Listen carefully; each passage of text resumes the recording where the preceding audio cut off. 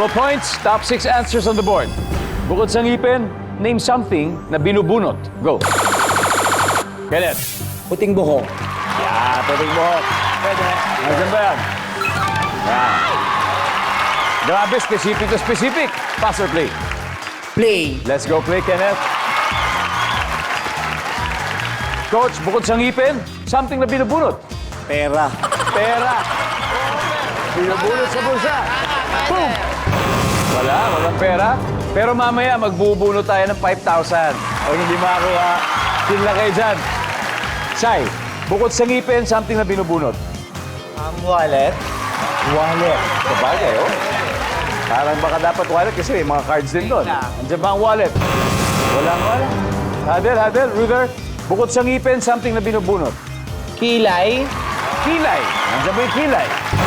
Wala rin. Kasama na sa buhok at balahibo yun. Ito na lang. Bukod sa ngipin, something na binubunot, Coach Mike. Barel. Baril. Rutas. Lara. Damit. Damit. Gia for the win. Bukod sa ngipin, something na binubunot, Baril. baril. Ha? Baril daw? Wala, o tingnan natin. Audience, basta kahit anong mangyari, pag malito o tama, may 5,000 kayo. Nandiyan ba ang baril? Yo!